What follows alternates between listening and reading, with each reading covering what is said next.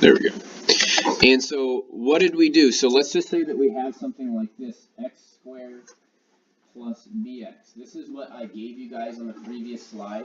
So to complete the square,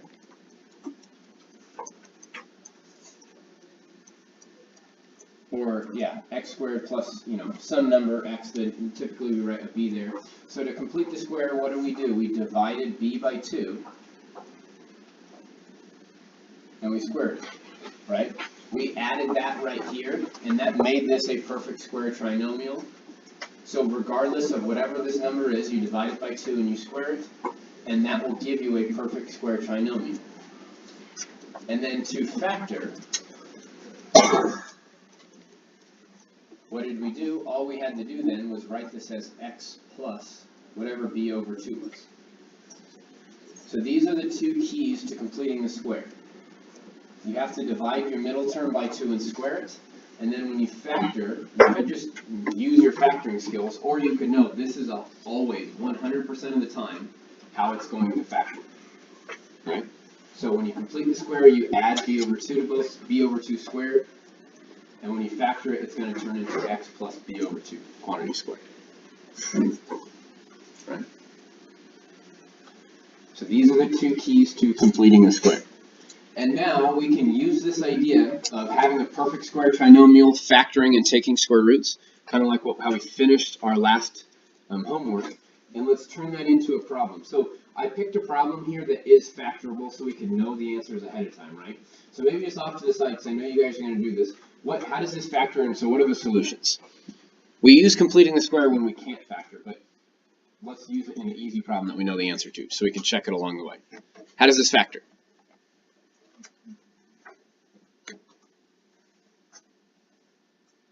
Don't overthink it. Anton. It's x plus 1, x plus 15. Right, so we get x is -1, x is -15. All right, those are the solutions to this problem. So we know the answer is going in. I picked this problem on purpose, so we knew the answers ahead of time. All right, so solving with completing the squares involves a few steps. The first thing that we're going to want to do is we want to get x squared and whatever this term is, so we're going to call that bx like we've been doing, get x squared and bx by themselves.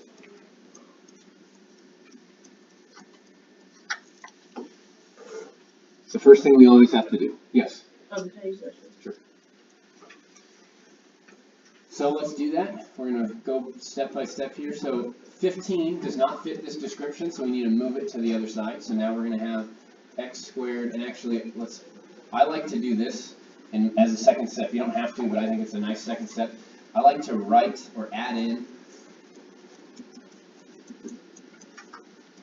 blanks where you will complete the square.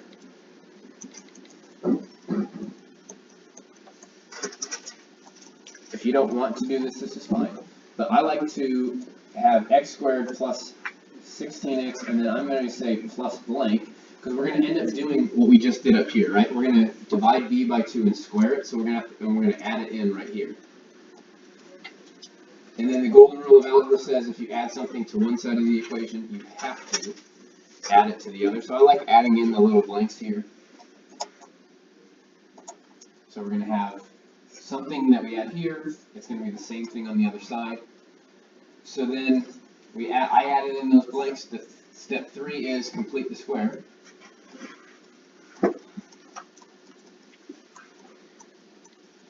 And I'll put in parentheses, this is simply b over 2 squared. It's that middle term divided by 2 squared, right?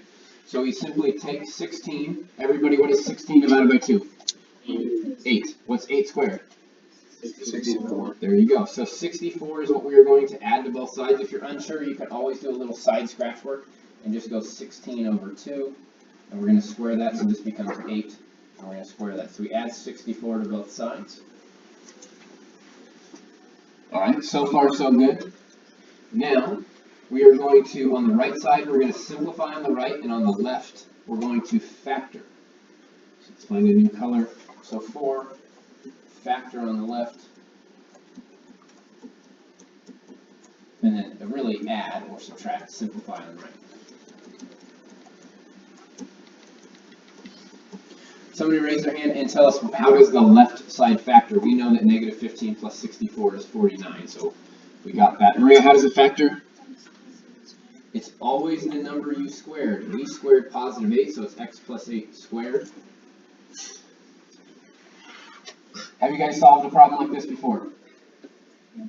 Everyone should be nodding your head. You did the homework. So yes, we've all solved problems like this before. So then the last and final step would be solve using square roots. So this is similar. It's not the same of what we did before, but it's similar. Once we get to this step, it's the exact same, right? We then take square roots of both sides. We get an x plus 8 is 49, and then I didn't give myself enough space, so down here, x plus 8 is negative 49. It's a one step. Oh, I didn't take square root, sorry. How about 7 and negative 7? Subtract 8. X is negative 1. X is negative 15, which are the two solutions we knew ahead of time because I picked a factorable problem. Right.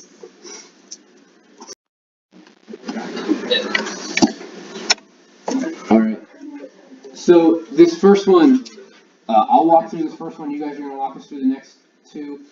We already have b or x squared and bx by themselves, so I'm going to rewrite this as x squared plus 10x plus blank equals negative 9 plus blank. That's our foolproof way of making sure we follow the golden rule of algebra. So we then take our b value, so 10 over 2, we square that. So this is going to be 5 squared, so we add 25 to both sides. And it's always, when we factor, we get it for free. It's always x plus the number we squared. We squared 5, so we get x plus 5 squared. And on the right side, we simply add here to get 16. Taking square roots gives us x plus 5 equals 4. X plus 5 equals negative 4. Subtract 5 over all over the place. We get two solutions of negative 1 and negative 9. Alright, so then for our next one, x squared plus 14x plus blank is 15 plus blank. What? Someone raise your hand and tell us what goes in the blanks. Ryan? You're going to divide 14 and 2 and square that to get 49. Alright, now somebody else, read us the next line. Factor the left side, simplify the right. Hannah? X plus 7 squared equals 64. Okay, somebody else, tell us the next line. And what do we do? Ryan, what do we do, and what's the next line? We have to square root and be big on both sides. Okay, and we get?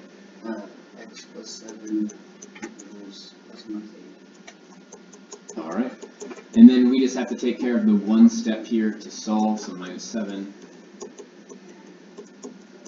So we get x is 1, x is negative 15.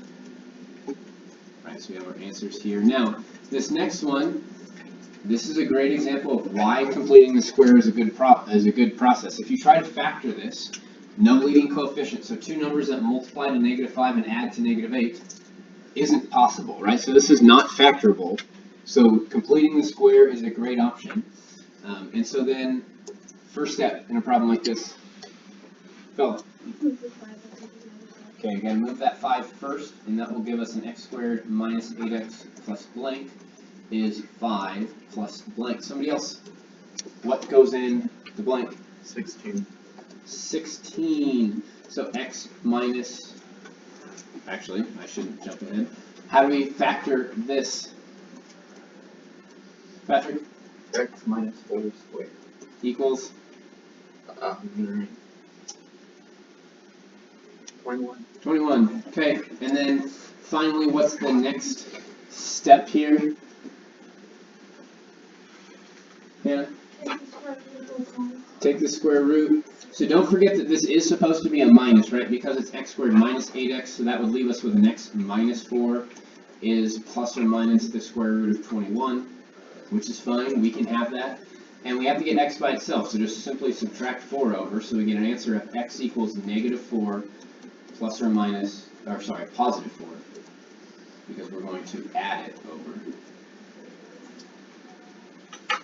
So +4 plus or minus the square root of 21, which is a perfectly acceptable answer. Right? So notice that in all three of these problems, x squared, and x squared, we didn't have a leading coefficient, right? And in the directions or in our step-by-step process, I said get x squared and bx by themselves. I didn't say get ax squared, right? So the next thing we want to do is look at what happens when we have a leading coefficient. Okay? This doesn't work with a leading coefficient, right? You can't do this process.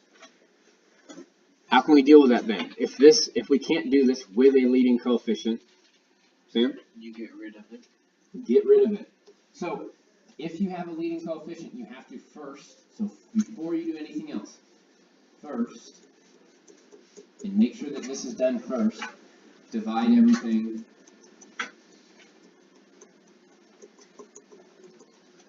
by a. Whatever this a value is. You can't have a leading coefficient.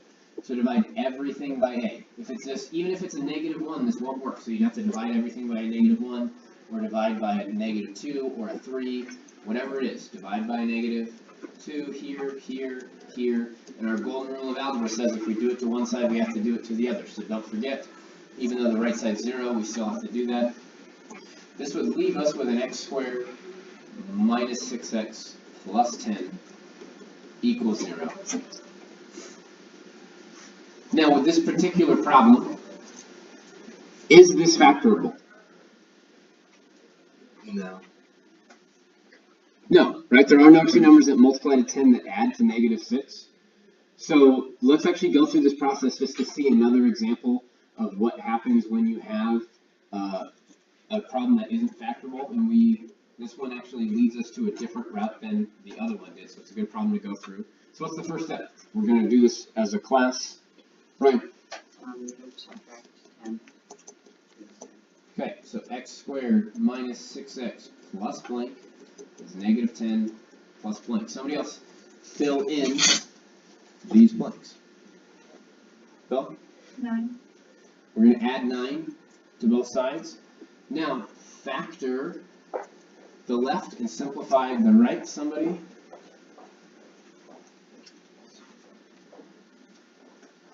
Hannah? X minus 3 squared equals a -1. Equals a -1. Okay, what's the next step? Okay. You square root both sides. Okay. So you get x minus 3 equals the square root of -1. Can we do that? No. No. So for our purposes, we're going to stop here and say no real solution. This doesn't come up all that often, but it does. So it's kind of a good problem just to look at. So we did the process correctly, right? We divided by our leading coefficient. We added, or we completed the square correctly. We square rooted and realized we can't, so we'd stop there. That's okay, right? You end up with a square root of a negative. You stop and say no real solution. That's all right. Start to go over these. This first one, Eliza, what's our first step? Okay, we have a leading coefficient, so completing the square doesn't work unless that leading coefficient's gone. Get rid of it. X squared plus 5x plus 6 is 0. Ryan, Spot, what is the next step? Looks like you have to subtract 6. Okay, let's get that 6 away from there. So x squared plus 5x plus blank equals -6 plus blank. All right, somebody raise your hand and tell us what goes in the blanks. Josie. Well, half and 5 is 5 over 2. So you said square that, which is 25 over 4. All right.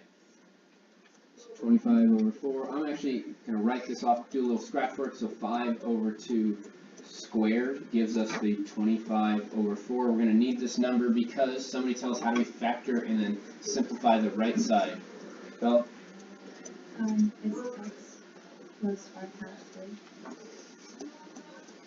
And the right side becomes It becomes negative, no, positive 1/4. positive 1/4. So this is the same thing as negative 24 over 4, so we can add those together. And when you factor, it's always going to be x plus the number you squared. We squared 5/2, so we don't actually need to think about it, because this is challenging to factor. But if we know it's just x plus the number we squared, we don't have to think about it.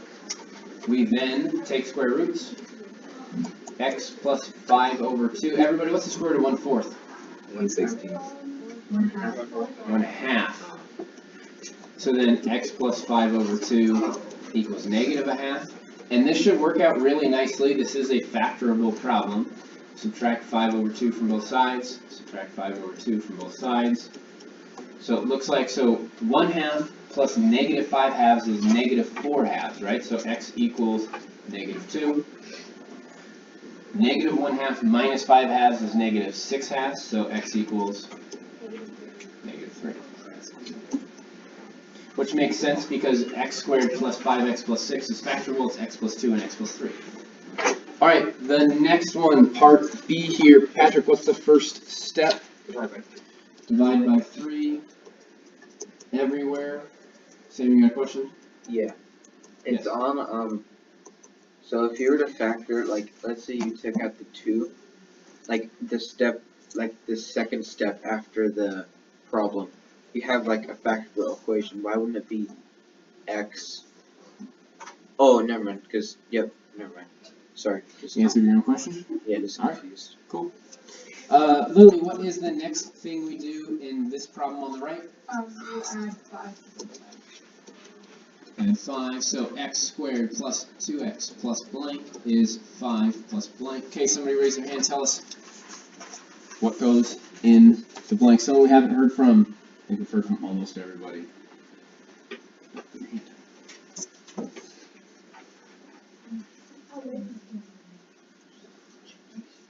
There's only a couple of you we haven't heard from.